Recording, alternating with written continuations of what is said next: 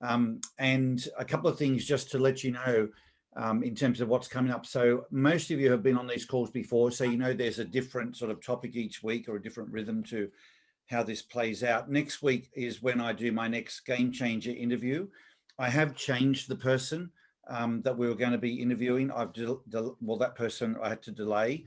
The date wasn't in the end lining up for them. So I have an executive from the US, a lady called Kate Gutowski, who is an outstanding leader. She runs sales and worldwide sales enablement for Amazon Web Services, which is one of the major, well, they're owned by Amazon, but they are they're an incubated company out of Amazon, started because Amazon needed, a web farm basically for themselves, and they've ended up commercializing it.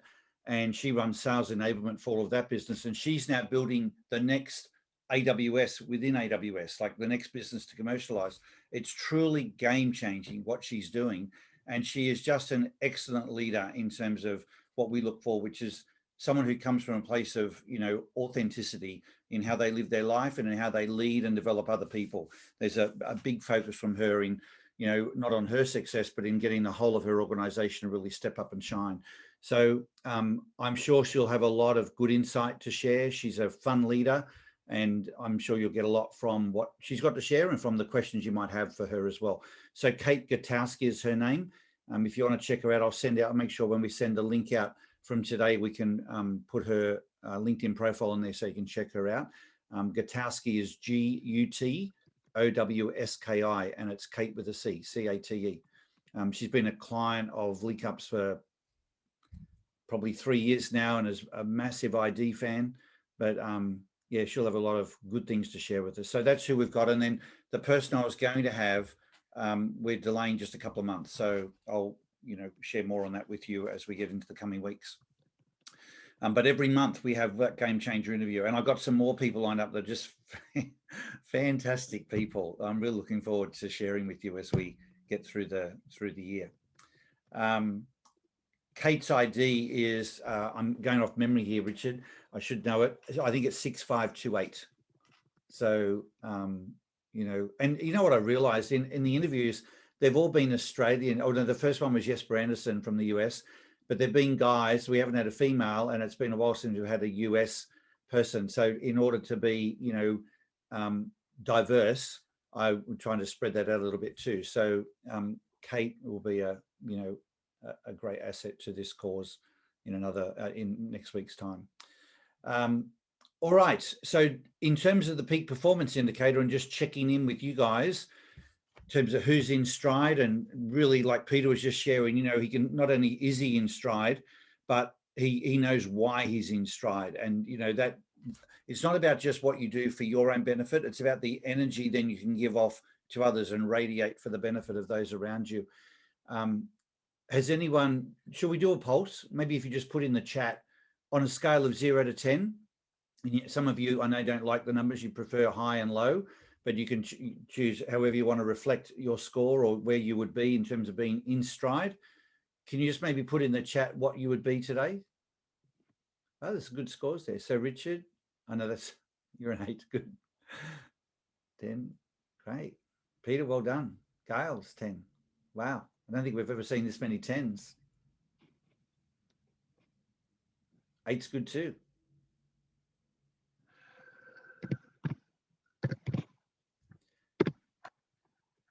So some of the people we haven't heard from, like Jose, we haven't heard from you before, I don't think. Welcome to the call.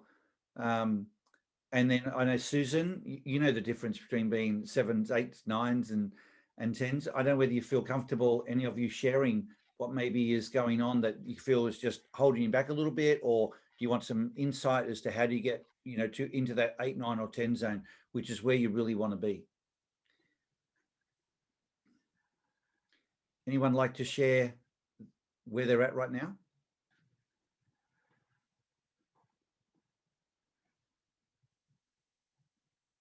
Good to see you still on a roll, John.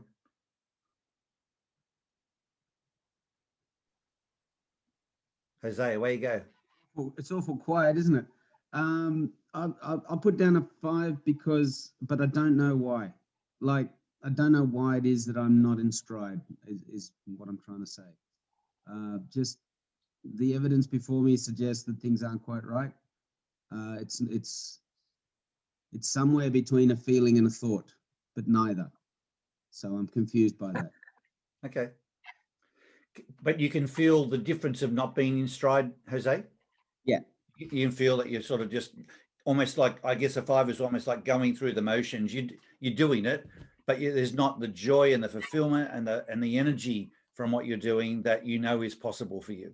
Yeah, if I had to guess, I'd say it's because the challenge isn't there, and that's kind of worrying because it means that there's a challenge coming. But right now I'm in a holding pattern, and I'm just doing holding things, and that's just not my ID. Yeah. How Jose, how new are you to ID? Completely new. This is like week 2. Okay. So sorry, Greg. 3. So we can spend more time later. Yeah, the weeks matter when it's so new. We can spend more time later. But to be very quick with you, when you've got an ID like yours, and it's very similar to Peter Kaiser, who was just talking as we started up the call, where you thrive on solving real problems. You need your need to be intellectually stimulated is huge. And although it's nice sometimes to not have those problems on your plate, because you also like variety, and variety means I don't want problems all the freaking time, but you actually do, other than for the break. So it's like saying you need a weekend to have a break from the work you do just to regroup and focus on other priorities. But for the most part, you love solving really complex, challenging problems. That's number one. But the second thing that's important is that you need to feel on top and in control. And when you feel that you're reacting to everything, and you might be solving problems, but not the priorities that you see or not in the way you want to go about it, and you don't feel that you're in control of how you're going about that, that compromises you as well. And the third thing I'd call out is that you need to work for people and with people, and you know, where you feel respected. And a lot of times people say, well, hang on, I'm solving real problems and I'm in control, but I'm still out of stride. And when they reflect and they go, it's because I'm not respected. You know, the values that I see in play, the way people are working and treating each other, it doesn't align with my personal values. It's not right. And verifiers have a very, particularly your idea, very black and white. When you've got that combination of verify and authenticate, very black and white around what's right and wrong. So the way things get done is really important to you as well. So I just share that partly to help you, Jose, and then for whoever else might have either a similar idea or know someone somewhat similar might get something from that as well. Does that give you some insight? Yeah. Oh, yeah. Absolutely. I've got a question to throw to the everybody out there. Yesterday, I was cornered by a colleague that I work with, and she basically asked me, "Are you the odor and corrosion expert for Sydney Water?" And I've gone, don't know how to answer that question. Like, literally, there's nobody else, surely. Why are you even asking me this question? And that just, you know what I mean? Well, so one of your instincts is avoid improvise, which means you don't like being put on the spot. You know, when you've got to just you're caught out like that, and you don't know. It's not her question; it's what's behind her question, and is it going to take you somewhere where you're going to feel pressured, right? That's where that comes from. It's no different to when you walk into a shop and somebody says to you, "Can I help you?" And if you feel like they're about to start selling you, you just want to bolt straight out of there, right? That's the instinctive reaction of an avoid improvised person. Just so you know, yeah, all very natural. But as you get a feel for it and more self-aware of what's happening within you, you can then say to someone like that, so well, I may be the expert, depends on what you're looking for. Tell me more about your question, and just stay curious rather than defensive, because with your idea, it is vulnerable to going straight to that defensive place. And if you just think to yourself, stay curious, stay curious. Greg on the call has a great phrase, which is stay dumber for longer. And I've found that to be like eternally helpful in my life. So it just helps you stay in a more positive place than getting to either a critical or a defensive place. I've learned through experience the best answer is questions, more questions, more questions. Like what? What are you going to do? You want me to be the expert? I mean, it's up to you. It's not my call, because expert comes from outside, not from in. I don't declare it. If I'm declaring it, it's bullshit. If somebody else calls me the expert, then it is. And eventually she came around to saying, well, someone was talking to me and they said that they had an expert, but they didn't tell me who it was, and I can only imagine it was you. I've gone, okay. Yeah. Why didn't you recommend me? Yeah. Yeah. I can see how that fits. All right. Thanks, Jose. Anybody else want to share anything around their score? Good morning, Paul and others. It's Steve here. How are you? Great, Steve. Welcome. Yeah, I put down a 7, and I mentioned being influenced by 3 resignations yesterday in various teams. So with my ID, I'm, as all of us, very busy and focused on delivering activity all day, every day. And these 3 resignations, one in a sub team of mine and 2 others from elsewhere, but they have an impact in my world, not necessarily today, tomorrow, but within 4 to 6 weeks' time. So part of my ID is about planning and getting organised, and these 3 resignations cut across that with a very significant impact, and therefore it derails, takes a lot of energy, and having to reset and invest. So, but the other interesting aspect of it is that it spurs one onto action, because being in a leadership role, you need to take responsibility and get on with it. And if I don't, this thing will fall through the cracks, and we've got about 70, 80 clients at the end of the day who could be impacted, which is not a good outcome. So, but recognizing that being a 7 is because these things unannounced, and they happen all the time, but this, like having 3 of them in one day, sucks out a lot of energy. So thanks, Steve. Thank you for sharing. So given that this is a masterclass, and those, I know some of you are brand new and are just here because it's our next webinar, but the focus is on helping get to the sort of nuances of ID.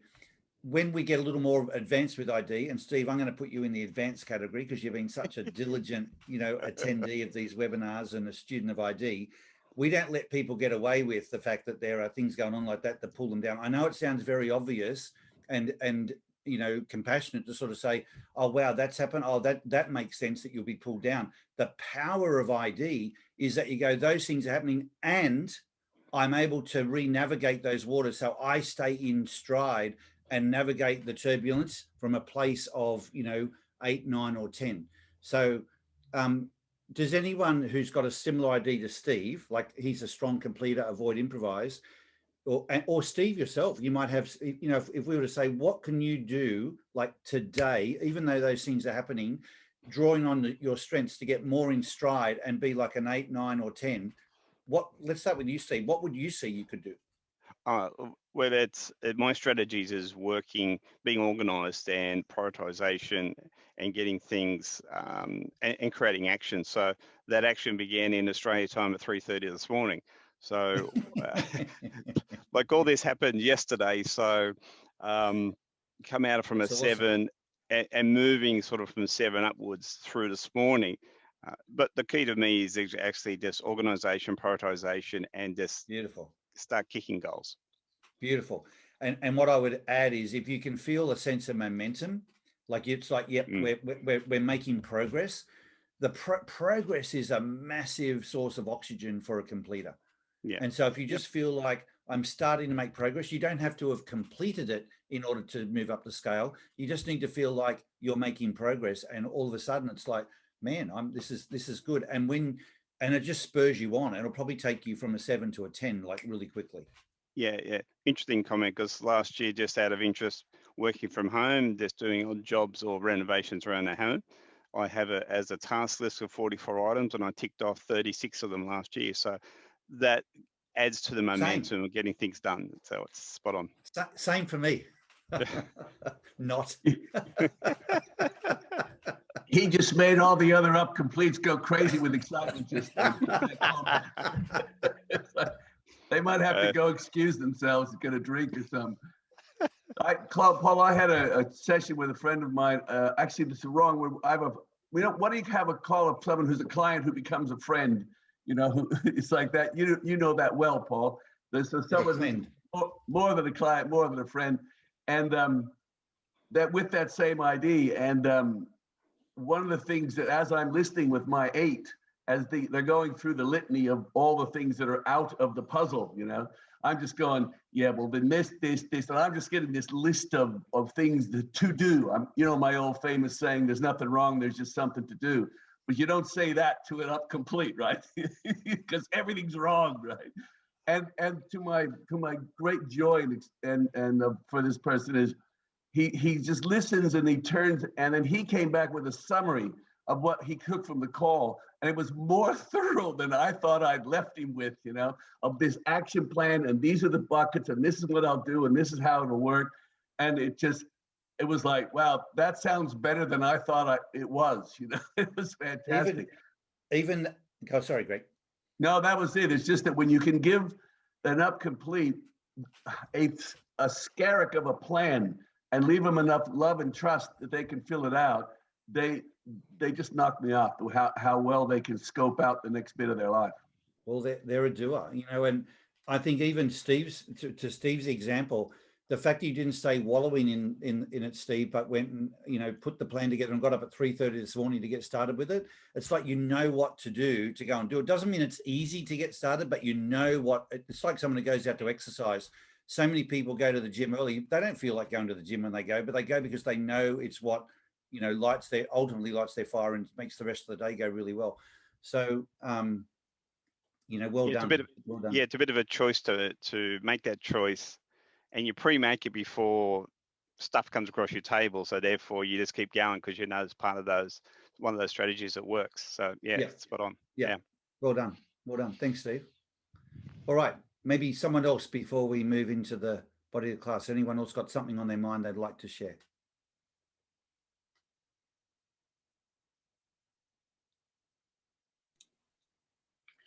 Okay. Well, okay, sorry, go on. Go, Judy. Be happy to contribute as a completer. Good. I'm the completer. So when you were talking, whoever it was saying about, I think you were saying, Paul, about, no matter what happens, you're able to handle it if you're able to stay in stride. Right.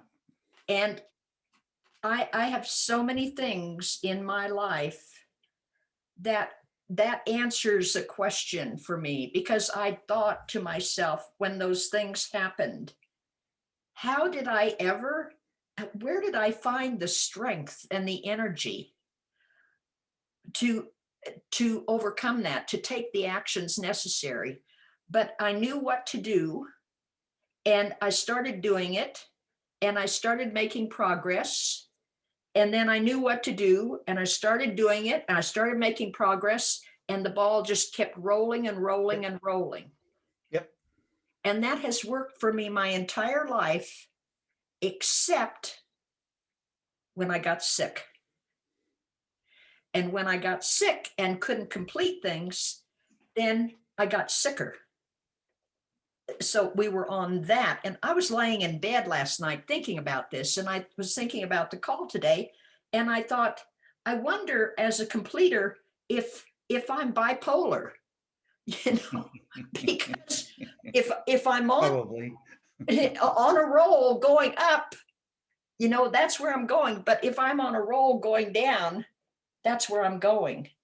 Oh, so that's just a great point, which is your ID will work for you and against you. So if you've got, to Judy's point, if you're making what you just said about getting on a roll, it's possible for it to spiral out of control. In fact, when we move into our mental wellness discussion in a minute, it might be a good thing to cover, and we may not cover it all today because I think this might take a few weeks to get through this topic, given how significant it is for people. But it's a really good point, Judy, that it's just like improvisers can be as high as a kite with excitement, or they can be at the lowest low, and they can do that instantly. Right. In what looks like depression, they can move that quickly. The same can be true of how momentum works for a completer, and things will get to a point where they almost spiral out of control. So yeah, great that you're now more self-aware about that and can turn that around before that takes hold. And in 1969, I wasn't aware, and of course I didn't have the ID and all that. And my kids were little, and I was sick in bed, and I went to the doctor, and he gave me antidepressants. And so I took him for a little while, and then I started weaning myself off of him. And I couldn't get off. And so I devised a plan where I could trick another doctor to give me a different one so I could get off the first one, and then I got off the second one. And since then, when I've gone to the doctor and I say, you know, I just don't have any energy, and he says, let me write you a prescription for antidepressants. So ain't no way, baby. Yeah. No way. Never. How's your energy been lately? Now that you're a 9 and a 10 in your ID, how's your energy been? This past Sunday, I had the best day that I've had for years. And I said to myself, on a scale of 1 to 10, what am I? 11. Yep. Yep. Isn't that good? Well, that's a great message to all of us, Judy, that, you know, so many people are out there either being prescribed medication or now just so used to it, not knowing that there is a different outcome for them if they could be more self-aware and be true to themselves in stride with their ID. That's why this is so profound. And to me, part of the benefit of us being in stride is you set an example for other people. So in terms of how we grow the business, one of my marketing strategies, and those people who have worked with me know this, is from the movie When Harry Met Sally. And most of you probably remember that scene, but it's I'll have what she's having, you know? And I want people to observe individuals and they say, you're always so happy and you're always so energized and so positive. Like, how do you do that? And you say, well, I'm in stride with who I am. And well, how do you do that? Well, it's about ID. And I say that not to sell ID. I didn't get into this to develop the ID. I got into this because I thought everyone could live a better life if they were true to themselves, whatever that meant, and discover their strengths and use them to the fullest. So by you being a shining example of what this looks like, you give other people insight that that's possible for them. And, you know, if they've been hiding, and many people do, it gives them the permission to come out and really shine, like that speech from Nelson Mandela. One quick other example. I have my best friend is 32 years old. I'm just a few years older than she is. And she's told me, she said, Judy, you cannot die. I can't live without you. And this is a girl who is part of NA, Narcotics Anonymous. She tried to commit suicide a number of times. And we have a really, really close relationship. So on Sunday, I told her, I said, I have a very important birthday coming up in May, 3 months from now. And I want you to help me design what it's going to be like. I said, the way I feel now, because in May, I will be 80. I said, Alex, and she's one of my gifts that I gave the ID to. Yep. I said, Alex, the way I am right now, if I can stay in stride with my ID, I can live another 50 years. She said, good. I like that. That's a lot of weekly webinars, Judy. That's what? That's a lot of weekly webinars to come to. I know. Yes. Well, that's just great news. Thank you for sharing. It's inspiring to all of us. And, you know, we'll look forward to celebrating with you in May. Great. I look forward to that too. You're welcome. Not wanting to interrupt, but I just thought I'd share quickly something that happened on a Facebook group I'm with yesterday. There were all these people posting about their children who were getting 95 in subjects, didn't do any work, and were, what's the word I want? And they were, you know, and looked as if they weren't concentrating and applying themselves. That reminds me so much of my childhood. So I put up there, maybe, and then they were saying, and since we took these drugs, it's all changed and blah, blah, blah. And I'm a great hater of drugs for things like that at the best of times. And I'm not even convinced that what they had. So I put up there, have you done your ID yet? Since I did mine, I've discovered that you know, it's who I am. It's not about anything else. But because everyone else out there expects you to be different, that's an easy way of dealing with it. Put a label on it and give them some drugs. So I got a couple of responses. I don't know if they followed up with doing their IDs, but anyway, I just thought I'd share that, because I really think when you've got some of these out there IDs, it can be so confused by people, and you think you're the problem, and they say, oh yeah, no, it's ADHD, blah, blah. And I just think it's so wrong. So I just thought I'd share that. Thank you, Gail. Thank you. Thanks for joining, Joe. I know you've got to leave, so thank you for being here today. Quick comment. So thanks. Julie's point. This is John. Sorry. Hey, John. Real quick. I offered my longevity doctor one of the gifts. I've been seeing this doctor for almost 10 years now. I've done wonders for me.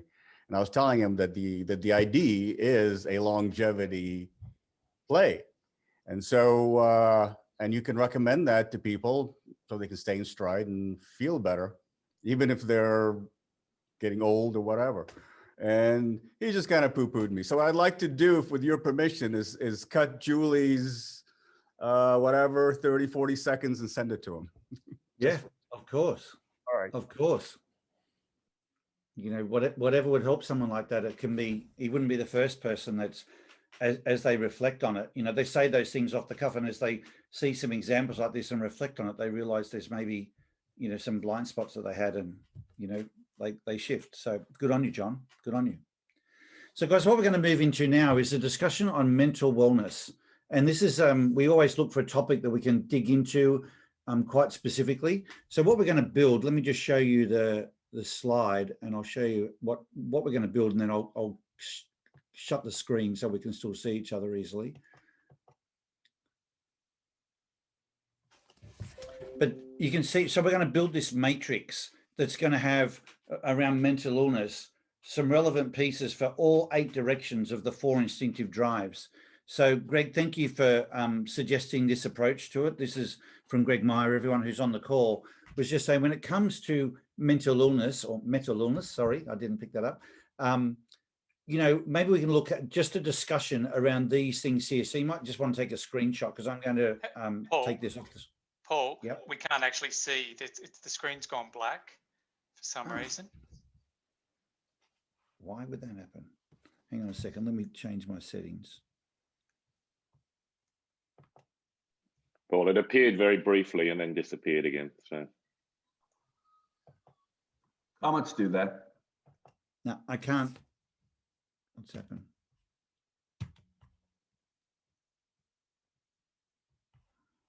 Sorry, guys.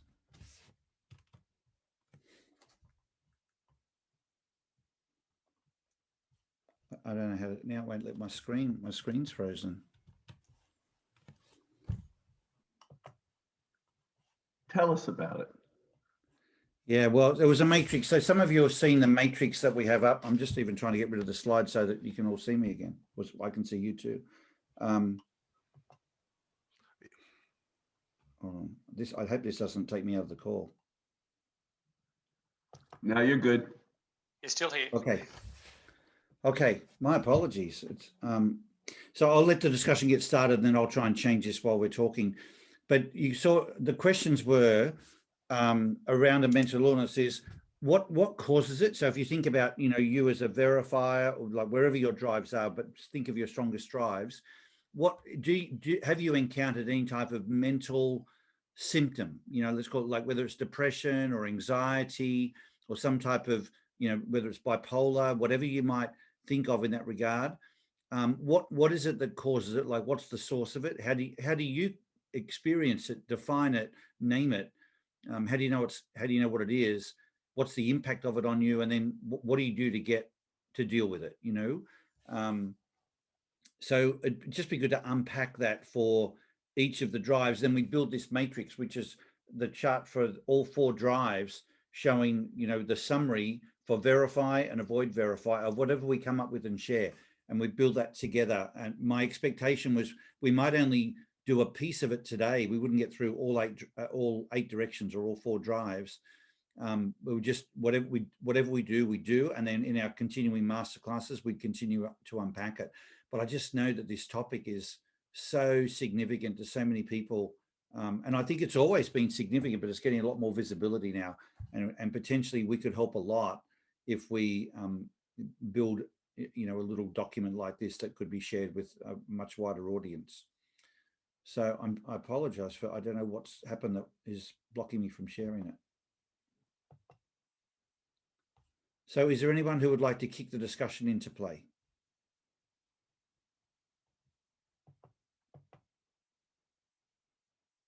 Can you hear me? Yeah, we can hear you. Yeah, we can hear you. I don't know what's happened on my screen. Okay, I'm going to jump. If you want to start this, maybe Greg, if you could start this, I'm going to jump out and then jump straight back in again to try and get rid of, this blockage Okay, on my screen. good. Thank you. You read my mind. Good. Someone out there sent me a chat about some success they've had, and either be a great start. And hate putting that idea on the spot, but they're pretty cool, so they'll probably handle it. Thanks, Greg.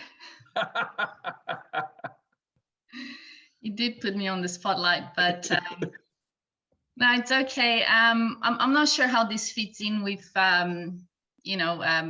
with the subject right now, but I do feel very anxious a lot, and one of the things that has been helping me in, I was talking to Greg about this last week, and he gave me a tip to just look at each of my needs separately first, and just try to satisfy them as I go, because I find it, my avoid, improvise, verify, and complete, sometimes they complement each other, but they also compete against each other, which can be a bit difficult.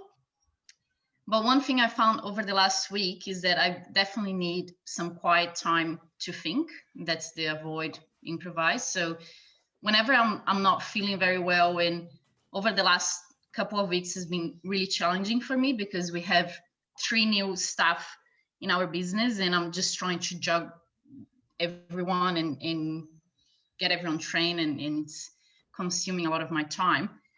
So one thing I've done is just take some more time to think and be on my own. And I do that by either working from home, because then there's less interruptions and I can just wake up and do things on my own way. But also going for a long walk. My husband is a 2738. So if I'm at home, I'm not gonna have quiet time, never. So I've got to make sure I get out there, or I tell him to go do something. But yeah, quiet time to think has been really, really important. And then work from there for the verify, maybe have a list of priorities. And then for my complete drive, start ticking them off is really important. So yeah, that's me. Great, thank you. I think the key there is you start with your strongest drive. It's like the birdies in a nest, and the mother birds come back with some worms, and the biggest one is gonna get the first worms, right? And so if you don't feed that one, they're gonna be pecking at all the others, right? So this idea of looking after her one at the beginning, and for the rest of you that don't have that drive, and the ones with the 2, you get it, but she's like the queen of the avoid improvise on this call, right? So she's like, we bow to your one, right? And it's so strong that it can interfere with anything else. And something might be right with her 8, which is also no slouch. And she'll feel like something's still wrong, even though the rest of the world would go, geez, Amanda, it's fine, turn it in. But that torment is that one just going, but what if? So once she's tucked in, once the 1's tucked in, then the 8 can kick in, and then the 7 goes to a plan. And it must just feel like this things just roll for you when that happens, I guess, Amanda. Yeah, definitely. The only thing is I still try to keep my list and my plan achievable, because otherwise, if I have a plan for the day and I can't tick things off as I plan, then I'm anxious but I need time to think, and I need to be organized. So it's like I try to have less things on my list each day to make sure that I get to the end of the day with everything ticked off, and I'm like, okay, I had enough time to think things through, to think of the pros and cons, to have a list of priorities, and I tick everything off, and that's where I finish the day super happy. Right. You might want to make two lists, the stretch list and the super stretch list, so the extra stuff gets to be a bonus. But because once it's on there, your brain goes, oh my God, I have to do all this. So I would give yourself like pieces, like the morning list or the afternoon list or something like that. So you don't feel failure. You actually get to feel in front because you've knocked that one off. That's your homework for this week. Yeah, I might start doing a morning list and an afternoon list, because otherwise, I have too many things on, and I don't even know where to start. I'm like, oh, and then I get to the end of the day, I can't finish everything, and it's frustrating. So I might have to regroup with myself in the morning and in the afternoon. Exactly. Let us know how that goes next week. Thank you. Thanks for doing that. I knew I could put you on the spot. You're a star. Anyone else want to share regarding something that they've experienced, from whether it's themselves or someone close to them? Regarding mental illness? Yeah. I'll go back to that. I'd just pick up on what Amanda just said. I think is a fantastic tool that we maybe don't necessarily utilize enough, is the list of needs for each of the 8 directions as a checklist. Because when you are in a out of stride position, it can be hard to even know where to start. And the job that you've done putting that whole list together, and we know from all the work we've done on it, these are the needs. Absolutely. There aren't any more, and they're so succinct. It's a massive checklist and a really good first start point, I reckon, for anything on this topic. Absolutely. Thanks, Richard. Maybe, Ian, as we send out the recording today, we can put a copy of the matrix on the needs with the recording so everyone can have it. So where I'm interested to go, guys, is I think part of this was that people want to know, are there certain instincts more predisposed to different symptoms than others? So, for example, is it that when it comes to being bipolar, for example, is that sort of more dominant with improvisers or verifiers, or is there anything like that? First of all, are there common illnesses for different drives? And then the experience of those symptoms, how do people best deal with them? So you might have someone who's saying, well, I'm bipolar, let's just say, who's a completer. And someone else might say, well, I'm a completer and I thought I was too, but here's what happened for me. And it may give a different direction. So I'm curious as to, first of all, if we just sort of check in on symptoms that people have experienced, given their IDs, and some may not. I think there are certain IDs that they're not as disposed to illness and mental illness as maybe what some others are. But I'm interested to hear from the group whether there's if people just want to sort of flag what they've experienced, we can maybe capture what drives that belongs to, and then we can start to unpack them. Remember, Peter, I think you're on mute. I can see your mouth going, but you're on mute.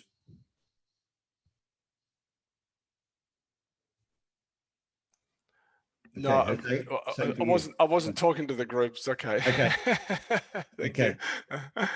Jose, were you, Sherry? That's what you were saying. I can see you laughing now. Okay. Yeah. Okay. So I'm going to give an example. I think anxiety, there's a lot of people who are completers suffer a lot from anxiety. And the reason I say that is because it's the planning drive, which means the flip side is it's the worrying drive. Whereas for a lot of avoid completes, and I'm not saying they can't be avoid completes who have anxiety. That's why we're doing this call, to check all this out.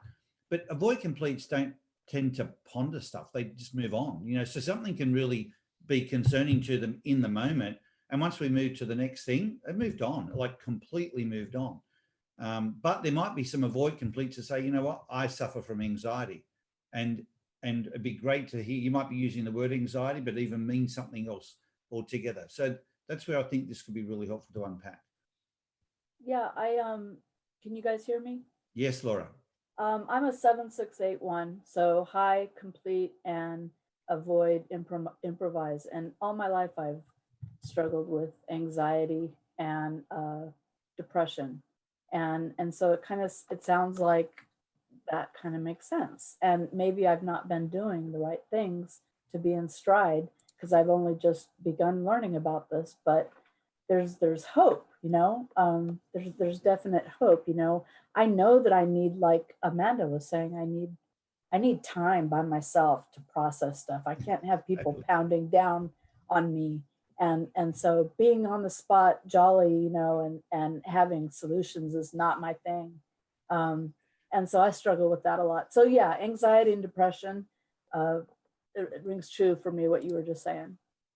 It's so true. I mean, I just can't emphasize the power of solitude for those of you who are avoid completes. It's like something for your soul, Avoid improvise. Avoid improvise. Avoid improvise. Sorry. Yeah. Yes. Sorry.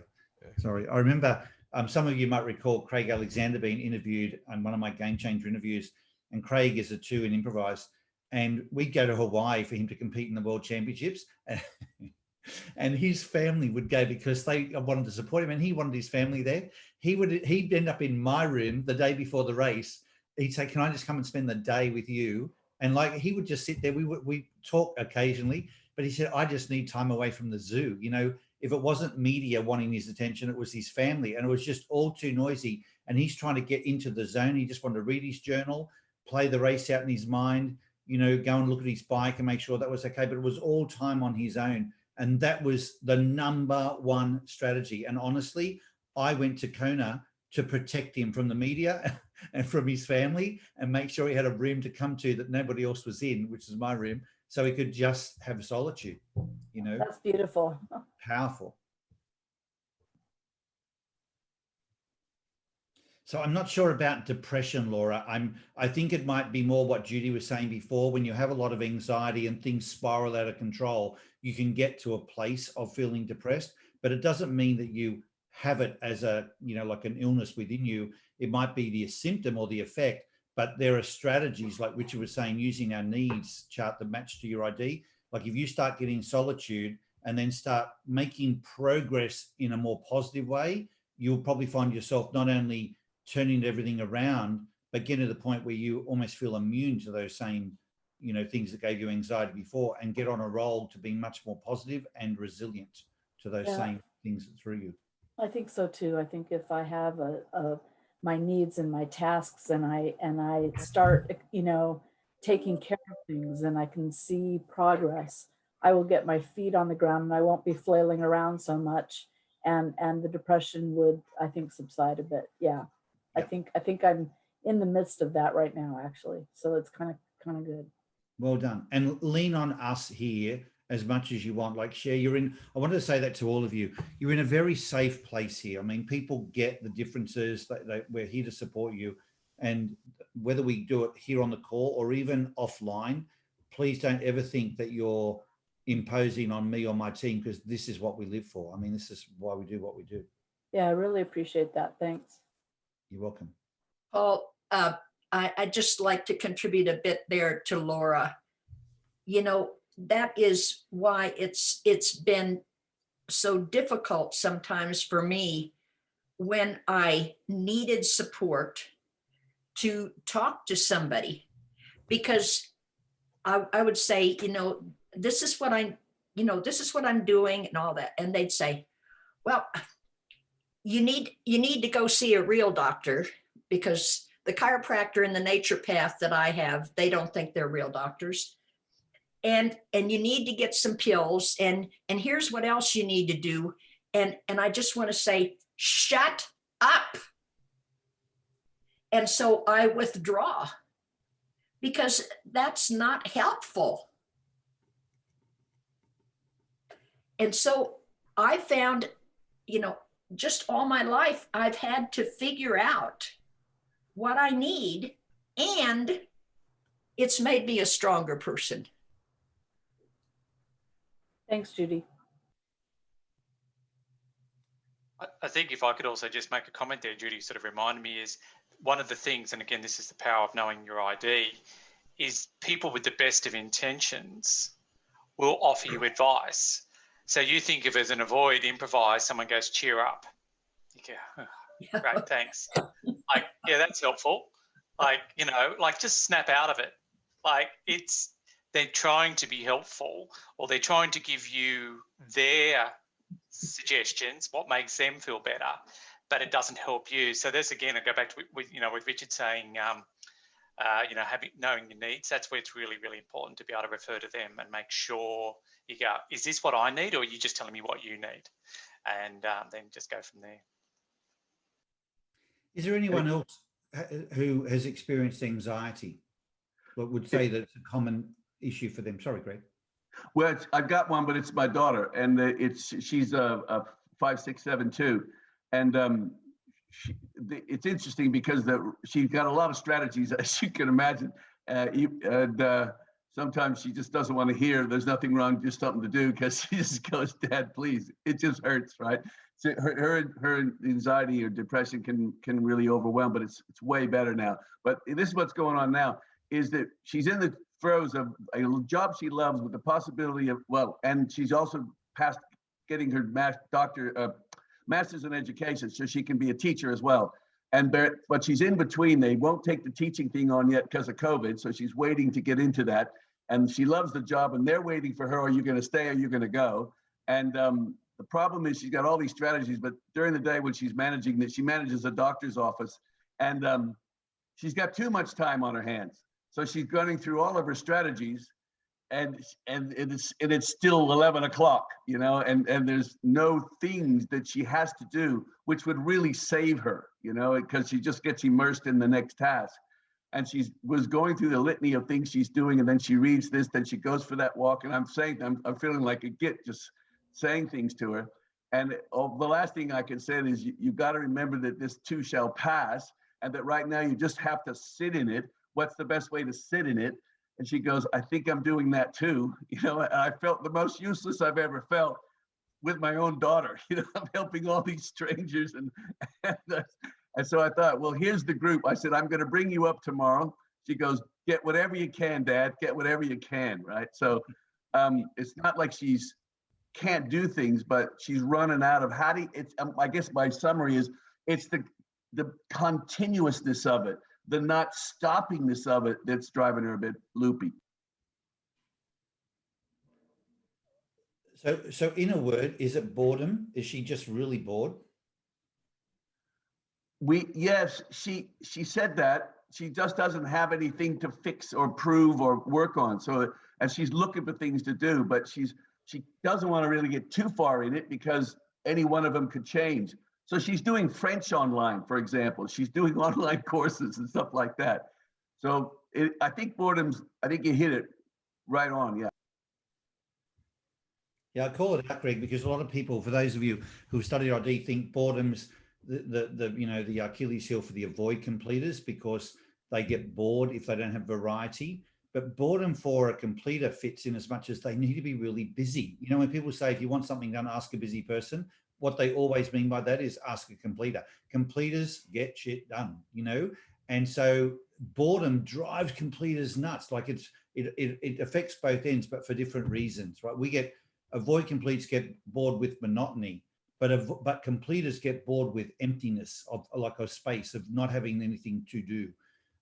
They need that list, and they need a list that is almost overwhelming, because when they feel like, how the hell am I going to get this done? And they've got to really get organized, it just heightens all of their senses, and they surprise themselves type thing, but they'll always get it done. And their resourcefulness is unbelievable. I mean, it's just incredible to stay with it. So I think it is a very relevant issue. Does anyone have suggestions for Olivia via Greg?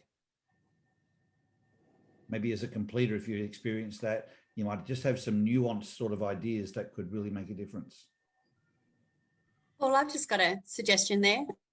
I actually worked with someone who was a completer, high completer, and she was actually quite unsettled. And I said to her, well, what else is it that you need in your life to complete on your life so that you can move forward?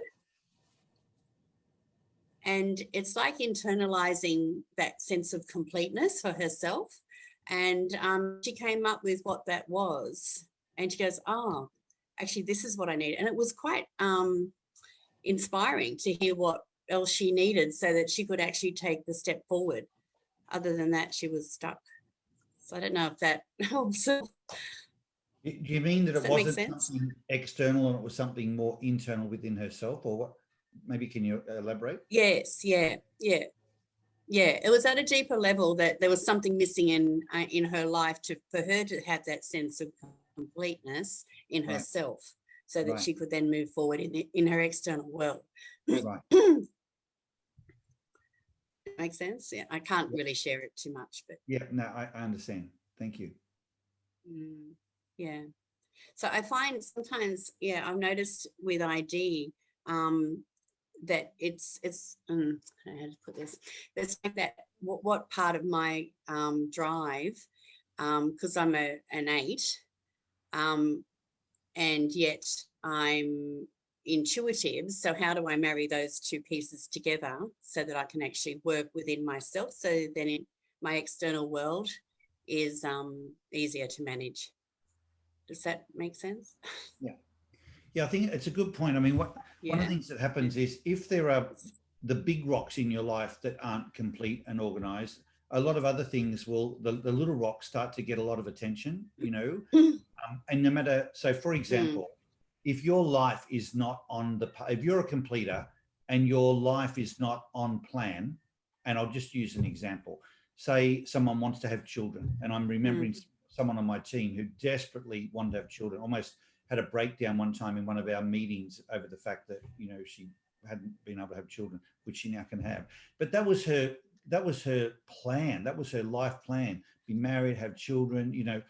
And when she couldn't have the children, there was this underlying or deep within emptiness in her that then everything else that she could be saying isn't complete and organized and happening, that those things were exacerbated by the fact that internally she was really unhappy. And if she'd have got that big rock sorted, and she has now, then a lot of those other things via perspective, you know, all don't have the same heat around them as what the other one did. So I think it is what Susan's saying is look deeper. Don't always look at where the symptoms are playing, because that might be a small rock issue and it might just be symptomatic of something deeper and more profound that needs to be addressed. And we don't want to go there. So a classic would be a marriage that's not in good shape. And you might have voices inside you saying either it's time to leave or it's, you know, I need a very confrontational shift here, but I don't want to have that conversation. So therefore you avoid that, but it's like keeping everything then as untidy within you. It's going to exacerbate everything else. So it's just, I think, worth looking both deeply and as well as what you think the symptoms might be. Okay, let's come back to Olivia with any other suggestions people might have, particularly from the completers. Yes, Paul. Pam. I'd like to make a suggestion. So Greg, if it's okay, can I give you maybe something to try here? Would you consider perhaps asking her what resources she may be getting from being in this place? Because sometimes there are some resources that will show up. Carl Jung used to call it the shadow side. And oftentimes when we're in this place, there is something more that we want. And so oftentimes we try to resist it versus just looking at it for what it is and welcoming it into being a part of us. And with that ID, the part of it and the harmony of it, I would think would really piece together with that. More of the acceptance. I think that's excellent input, Pam. Excellent. You actually reminded me of, we talked about this a couple of weeks ago around resilience. Is, you know, maybe to a completer, think when things aren't going to plan, that causes all this anxiety. But the truth is, life is exactly as it needs to be. Like, it's just not the way you planned it, but it's actually on plan. And I think if a completer, I don't know if it's possible I'm not a completer, so I'd be really curious as to how completers will react to this. But if you could shift so that you sort of said, okay, so the plan is happening. It's just not the one that I had planned, but it's so I'm meant to grow into this. That's what only ever happens for personal growth. And then it allows you to get into a place of curiosity rather than anxiety. Would that help? Because I think that builds on what Pam's saying there. For like, nothing's actually wrong. It's just that it's not what she was expecting. And if she can close that gap through curiosity, does that help? I'm wondering what you would say about that. Makes perfect sense. I'll let you know next week. I'm curious what the other completers would say, Greg. Maybe give you a head start here. I would say definitely seeing that, realizing that what's happening is serving you in some way, and accepting it and being curious about it and being open to it. It just changes the view and the perspective 100%. And it's huge. Thank you, Laura. And sometimes you just need someone to provoke that in you, don't you? You know, just to remind you of it. And then you go, oh, of course. I mean, it sounds logical. It's not so easy to do, but I wonder whether it would fit well with you. So thank you for sharing that. Yeah, my husband often says, when I'm like, okay, so what's the plan with these? What are we doing? He's like, the plan is that there is no plan. That's it. So just write this down and just go with it. And it's difficult sometimes, but you're like, okay, well, the plan is that actually I don't have to do anything. Like, that still is a plan. So Right. if you try to see it from that perspective, it's And not does that easy. help you, Amanda? Sorry? Does that actually help you? When are things that I can, if it's something that I can leave on the side, but I just have to make that on my mind, it's something that's like, okay, this is not for me. I can't control this. So yes, I'll step away from that and I'll tick this off because it's out of my control. So Okay. it does help sometimes. Okay. Thank you. I have a few things. First of all, I think of everything as not a plan or a goal, but more of an aim. And my aim is pretty good, but it's not great. It's not professional. It's not really up to par. But I have other things that helps it get closer to the target. There's also stuff coming from every direction that could alter the trajectory of whatever I executed during flight or doing whatever. And so I'm just like, it's in motion. I watch, I learn. I have a wife of 37 years. She has similar numbers as I do. But she has a lot of the same issues that I've heard with depression.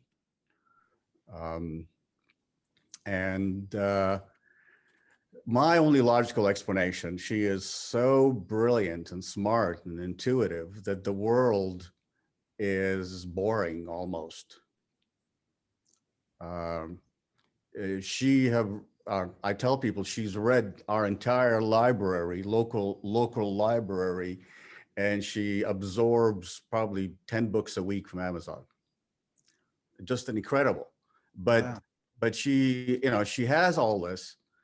And the feeling I get from the two women, Laura, I think, and Craig's daughter, is they're that smart. And things are, people like me are not that smart. So everything feels like a challenge. Yeah. No, you're exactly right. I know you're saying it not facetiously, but you're exactly right. I see it with children as well, that when I've worked with kids with ADD, it's not that they have attention deficit, it's they've actually swallowed up the work so freaking quickly, they're bored stupid and they want something more to do, So it's all very well to be brilliant, but brilliant can be lonely. And we haven't actually talked about loneliness, but loneliness is another mental illness, category we could unpack here, and maybe in future weeks we can, because being brilliant intellectually is great in some respects, but there is a lonely element, which is how do you stay challenged when you solve problems so quickly or read books so quickly? It's like you got this appetite to devour things, and how do you then stay across that? So the first step always is awareness.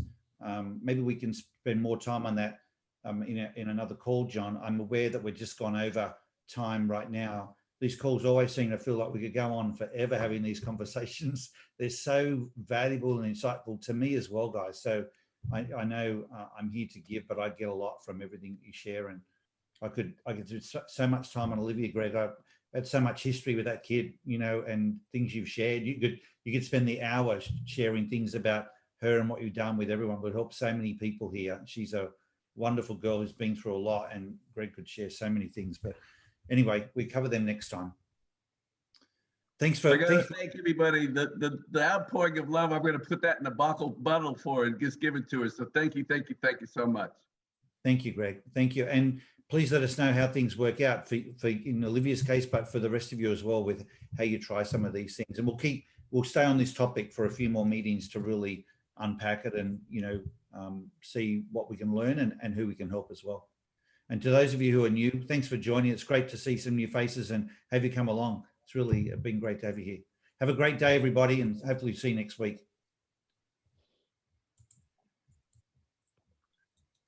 Bye.